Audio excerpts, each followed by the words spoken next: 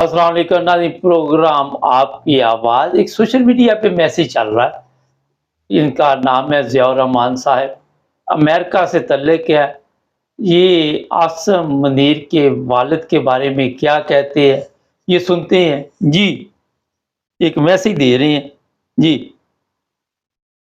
Direct مخاطب ہو رہا ہوں دوبارہ اپنے chief of army staff Asim Munir صاحب سے. جی عاصم منیر صاحب، ایک بار ہمارے اسکول میں ایک میچ ہو رہا تھا اور مخالف ٹیم کے ٹیچر نے ایک بچے کو دھکا دے دیا.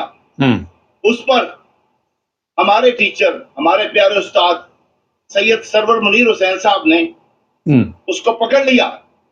جب تک اس نے معافی نہیں مانگی انہوں نے اس کی جان نہیں چھوڑی. اور ان کے الفاظ تھے، تم نے میرے بچے کو ہاتھ کیسے لگایا، تم نے میرے بچے کو دھکا کیسے مارا.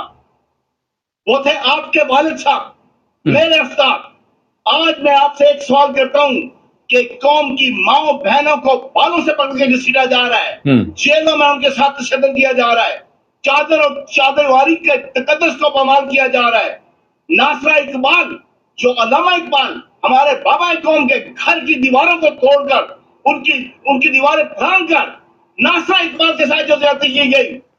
اچھا، یہ اسٹوڈنٹ ہیں جو موجودہ چیف آف آرمی سٹاف ہے ان کے والد کے، اور اب بیچارے لوگ جو ہیں اس طرح توجہ دلا رہے ہیں کہ شاید موجودہ جو چیف آف آرمی سٹاف ہے اس کو کوئی غیرت آ جائے، کوئی شرم آ جائے، اور اس کے باپ کی مثالیں دے رہے ہیں. لیکن میرا خیال ہے کہ وہ غلط ہاتھوں میں چلا گیا چیف آف آرمی سٹاف. اس کی جو ٹیم ہے وہ ٹھیک نہیں ہے.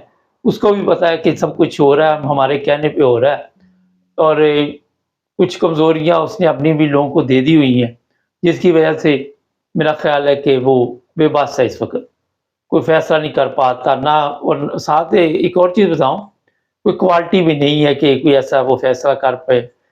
اسی طرح حالات چل رہے ہیں، جو قمر جاوید باجوہ نے جو نقشہ اس کو دیا تھا اسی نقشے پہ کام ہو رہا ہے، اسی طرح سب کچھ چل رہا ہے اور کوئی اس میں کمی پیشی نہیں آ رہی.